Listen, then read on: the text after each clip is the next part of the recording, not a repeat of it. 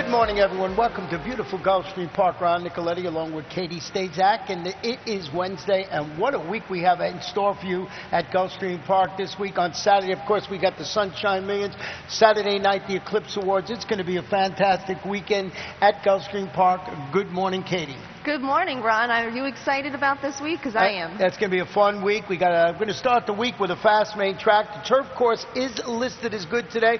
We have some rail changes. We'll let you know as we go along, but Larry Comas will be on in a little while to update you on all the scratches and changes and different spottings of the rail on the turf course today. The Rainbow Six starts in race number 5 with a 10-race card, and there's $150,000 in the guaranteed pool. So that starts in race number 5. So we're ready to go. You ready to go? Absolutely. $150,000 in the Rainbow Six today. We started last Wednesday with a $50,000 guaranteed pool, so it has gone up, hasn't been hit. A great way to start the week. Right, and you know, we're going to go back and backtrack just a little bit. We're going to show you a race from Sunday, and this was the 10th race, and it was a horse in there called All in Fun from the Shug McGay barn, and we were talking about this. We had to go show you. This horse was very impressive. You see him here. It's a sloppy day, but he just draws off impressively to win this race. Yeah, this was her 3-year-old debut, right. And you know, she's a turf runner. This is the first time she's run on dirt, takes to it like a fish in water. Right. I was so impressed with this race. And it was also her first time facing winners after breaking her maiden. Certainly none of that was a problem. I had the pleasure of talking to Shug McGahee after that race. He was very impressed, very happy. He says they're going to take it a little bit slow with her, maybe run her back at another allowance for non-winners, 2 other than her or something. But surely a stakes start in the future of All in Fun. Yeah, and she's a daughter of Tappet, so there's lots of options for her. Now we're going to get to our first race on the Wednesday course. So that was Sunday. Now we're going to fast forward to today. This one, 1 mile and 1/16 on the turf. We mentioned it was listed as good. These are maiden 4-year-olds and up, maiden special weight conditions. We have 108 feet is our rail placing today. We got 2 scratches in the race. Number 6, Taco Jam, and number 7, Jazz Player. And we want to go back and show you a video for the horse. I know I haven't stopped on top. I don't know if you do. And I do. You do one, and that is Steel Sky. Yeah, I was really impressed with the effort from Steel Sky in his last race. He was 3 wide throughout, and he's going to come down to the wire with the 8-5 favorite in this race, and that is Hoon. And he's just going to get caught by Hoon. But like I mentioned, Hoon was 8-5 favorite that day. Steel Sky was 11-1. You're not going to get that price today on this horse.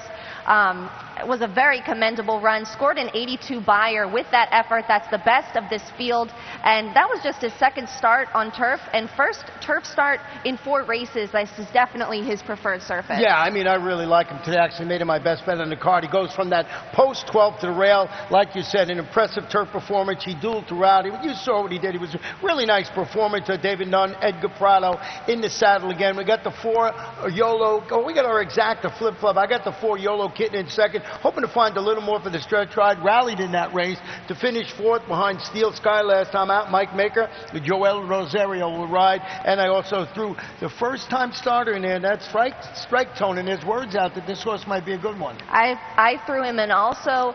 First-time starter, son of Street Cry, who I do love with grass runners.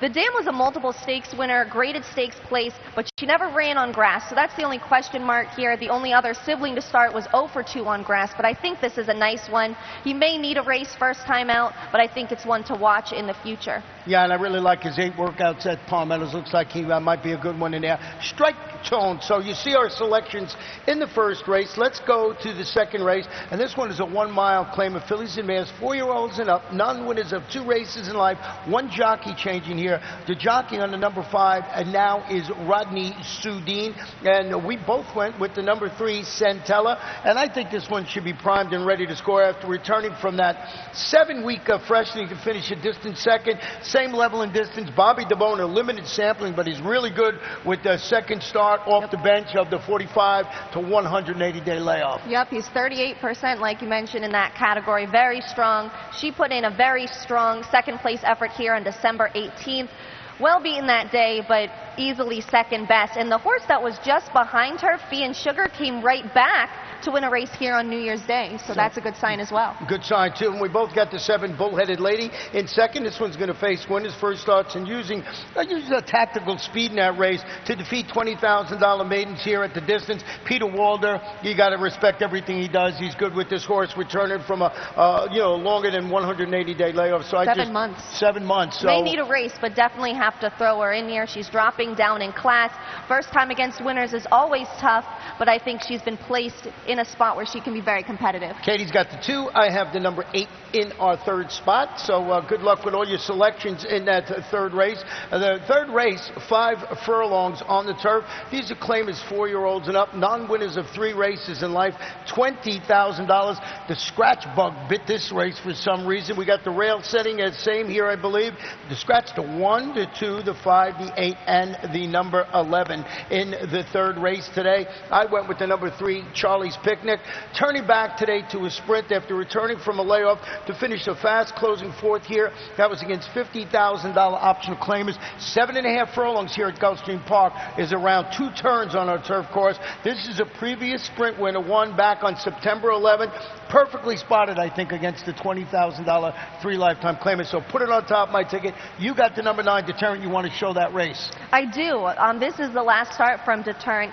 He's going to take the lead into the stretch here in this race, and he tires to 4th. He's beaten 2.5 lengths, but I still thought this was a very good effort because it was his first start in more than a year. So he shows some speed. He's probably a little bit keen coming off so much time off, ready to race, and just gets tired. I think you're going to see a much fitter horse today, and you have to expect him to need that race. He's dropped down to the claiming ranks out of that. That was an allowance optional claimer, and he's had a month to recover too from that race, so I think his fitness level is going to be spot on. Yeah, Jason Service does an excellent job. He's 25% with that second race off the bench. I threw in the 7 Adisheen. I got a scratch in of one of my horses in here, so I threw in Adisheen. He's making the first start. I didn't know what to do with this horse. Drew Clear, $30,000 claimers, won that race. It was on the old Keeneland poly track, which is not there anymore, but it's Wesley Ward. He's good with the longer than 180-day layoff, 24%. He's good with turf sprinters. I didn't know what to do with him.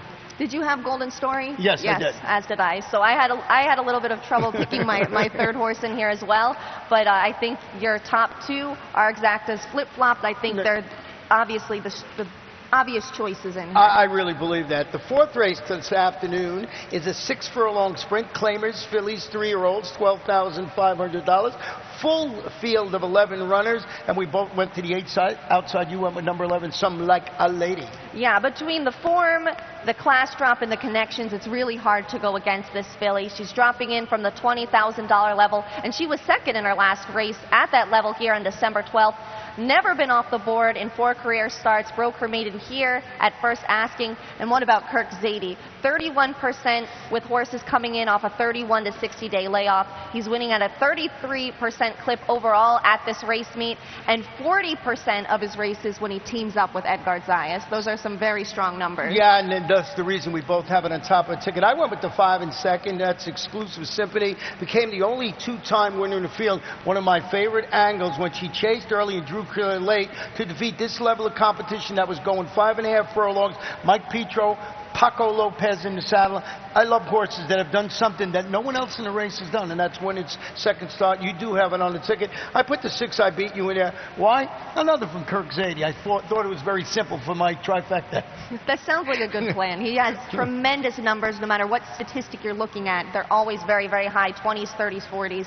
Always a safe bet to throw them in there. Well, let's take a short break, and we'll come back for the Rainbow 6 sequence, which starts in race number 5. We'll be right back. Gulfstream Park is one of Florida's top entertainment destinations, mixing restaurants, clubs, a casino, and international boutique shops with world-class racing. In a lavish, sun-drenched setting with the feel of a Mediterranean village, Gulfstream is a leading year-round entertainment and tourist destination and the home of luxury residences in 2014.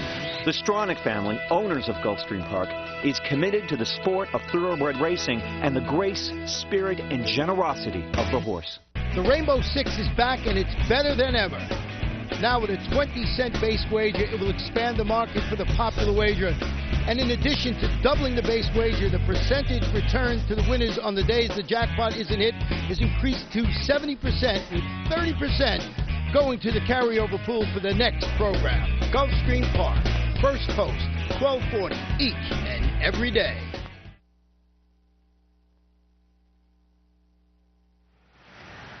Race number 5, Wednesday. The Rainbow Six starts here. $150,000 jackpot guarantee. And we're going to start it off with a 6-furlong maiden claimer, 4-year-olds and up, $12,500. Scratch the one distinct image. We're not going to make it easy for you in here, but Katie went with the number 5. I went with the number 3. That just goes to show you how tough this race is. Let's hear about your number 5. Yeah, I took a little bit of a shot at 8-1. Last week, Wesley Ward had a horse in a $20,000 claimer, Torrid Heat. Looked competitive on paper, but not the clear-cut favorite. Was like the third choice. First-time gelding, equipment change with blinkers, was a 2-length winner. I think you can see something similar happen today with Wesley Ward's Sangha. He gets the blinkers off today for Ward, switches surfaces onto the main track. Ward is 30% with the turf to dirt move and cuts back from 1 1/16 miles. I think that's going to be the winning combination. I think that'll give him maybe the spark he needs. And he's been working very, very well in the mornings. His last 2 breezes, 5 furlongs and 59 3. 4 furlongs and 48 flat. I think he can get you a nice price here to open up the Rainbow Six. Well, number 3, Adapter, is dropping to the $12,500 level, turning back to 3/4 of a mile today after facing tougher on the Woodbine Poly track. Trainer Roger Atfield has Javier Castellano handling this son of Grand Slams. First start on a regular dirt surface, but I just mentioned Roger Atfield and I mentioned Javier Castellano. We both have this one as a ticket, but I want to mention horse. I know you got some other horses on the ticket. I want to make sure I get this horse. The horse I picked third here, and that's number 6, Isa Tucker. This one can turn out to be the controlling speed. Katie, I looked at this race, and I couldn't find any other speed. This horse is turning back from 7 to 6 furlongs. Can be a winning move for this Tampa shipper. I mean, it's a little bit of a guess, but I couldn't find any other speed.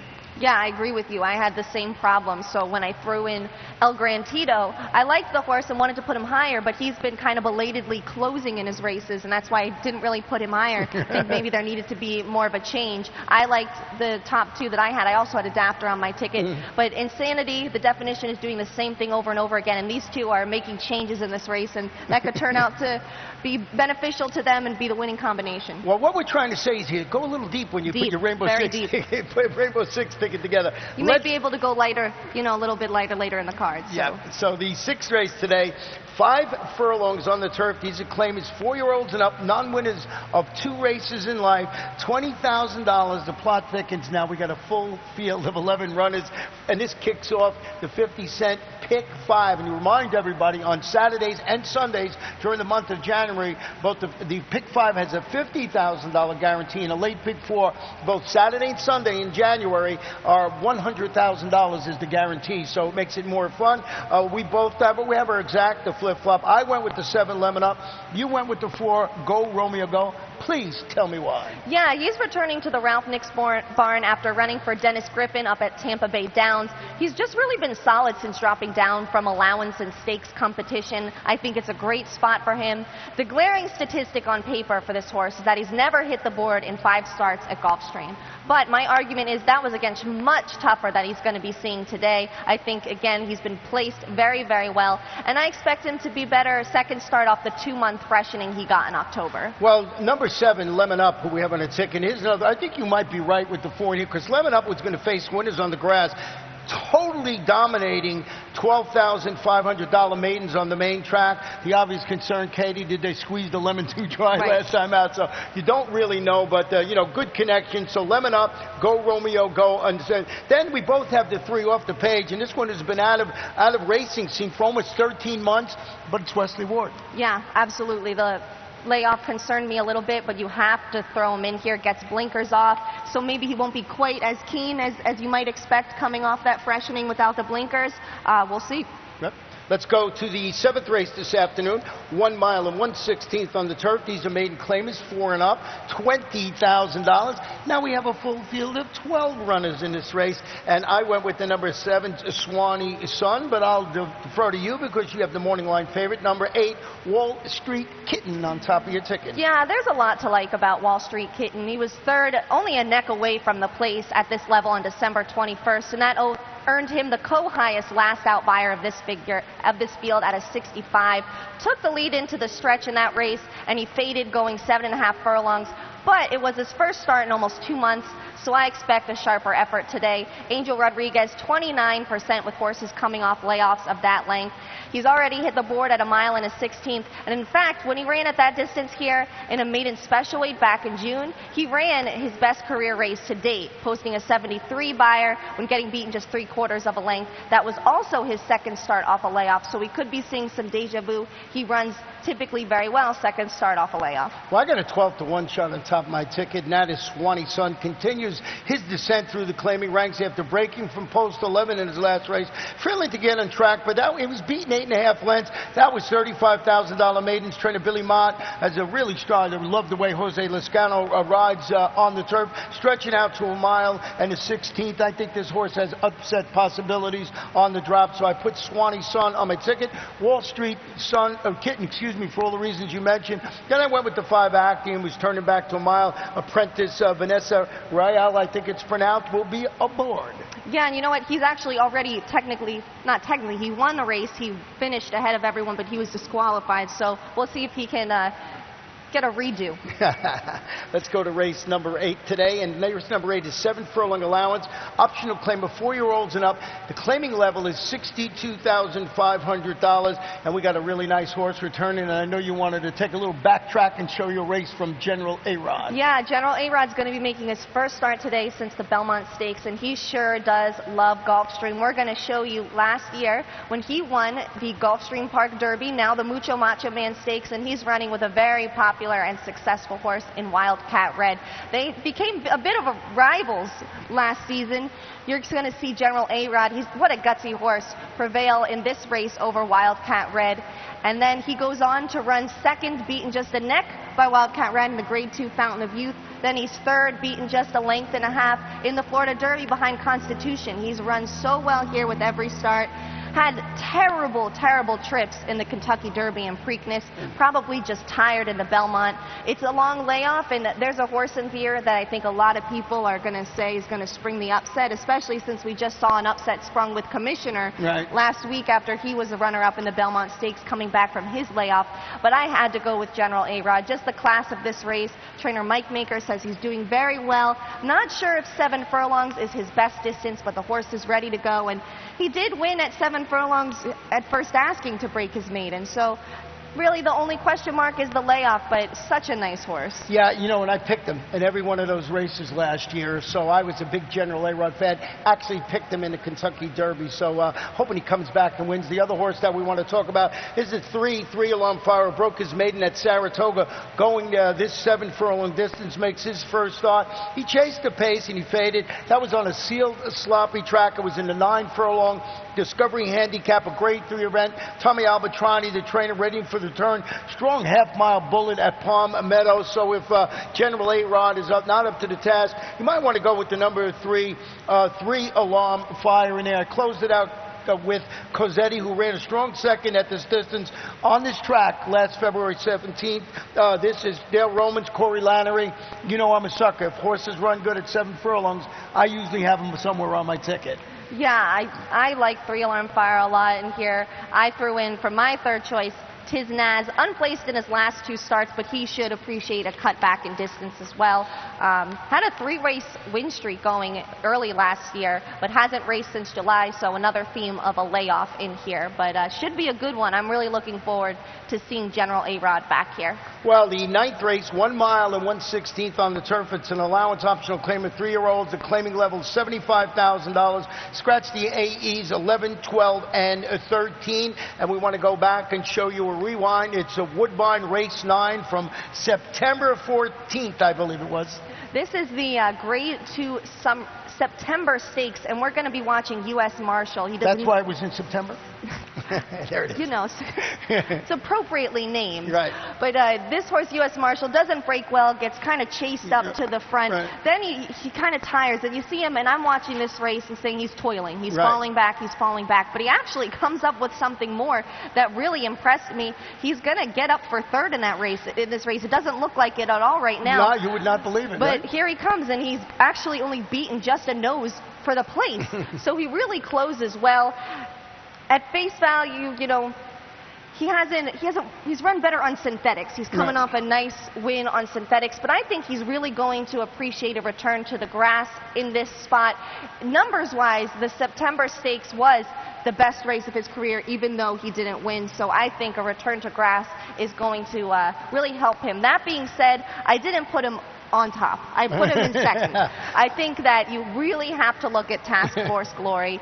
At face value, it took this colt 5 starts to break his maiden, but he really has not run a bad race to date. Trainer Mike Maker said he's just run a little bit greenly, but he really put in a nice effort last time out to break his maiden. Things finally came together for him. He scored by 3 3/4 lengths, again facing winners for the first time, but I just think this is a nice colt. He's also a half-brother to Gun Ho, who was a stakes winner on grass and ran third in the Bluegrass Stakes on Polytrack. Well, I went with the horse that's making its North American debut, and that's the 2 Glasgow Gales. This is Son of Exchange Rate. As I mentioned, making his North American debut for trainer Graham Motion. Got Lasix added after ending his 2-race campaign in Great Britain with a 1.70-mile maiden score. It was on the Windsor Turf Course. Trainer Motion, really good with first start in North America, 35%, and he's really good with first-time Lasix, 34%. Task Glory on my ticket, along with the number 9 Escondido, but I'm going to go back and look at number 3 U.S. Marshal again. Yeah, and Glasgow Gales I also have on my ticket. A little bit of a guessing game because we just don't know what to expect first time out, but from what you've seen and with those statistics with trainer Graham Motion, you cannot leave him off your ticket. No. 10th race, 1 mile claim is 4 and up, $6,250. Scratch the number 4 in here, all keyed up, which was one of my selections. We both have the number 1 Leverage Loan, dropping to the $6,250 level on the dirt. Stalk the pace, finished third. That was against $8,000 claimers, going a mile in the 16th. Gulfstream Park West Turf Course. Note the gelding has won 3 of his last 4 races at the $6,250 level. So what do you got to get, a hit in the head with a rock? This looks like the one to beat in the nightcap. But do you start this off as a single in all your multiple wager tickets? I don't know about that. I'm not so sure, but when I was handicapping this race and I put Leverage Loan at the top of my ticket, I immediately thought, Ron has to have this horse at the top of his ticket. This is all your favorite stuff, turf to dirt, especially with Kirk Zadie. It's like, this is a Ron Nicoletti horse, but you know what? I'm going to jump on the train here and go with Leverage Loan. 9 Notes and Glory, and both have on our ticket in the 3. Argavi, I think it's pronounced, usually follows a subpar performance with a in-the-money finish. That you toss his last race, he figures in there. But I think it's a 2-horse race with the number 1 and the number 9. Well, Katie, we have an exciting day ahead, and what a great week we have coming up. As we mentioned on Saturday, we have the Sunshine Millions. Yeah, 5 stakes races. We're going to see a rematch. We talked about a little bit earlier, General A-Rod and Wildcat Red becoming rivals early last year, but late last year, East Hall and Wildcat Red became rivals, and they're going to have a rematch in the Sunshine Millions Classic. That's just some of what to look forward to. Great week of events for the Eclipse Awards. Tonight there's a charity poker tournament to benefit the Permanently Disabled Jockeys Fund at 6:30, so that's something that you might want to participate in. But it's going to be a great week and a great way to start things off today with our card. I think you got to be at Gulfstream Park from Wednesday till Sunday's last race, and then even come here on Monday and Tuesday when we're darkest. It's a great place to hang out. For me and Katie, good luck.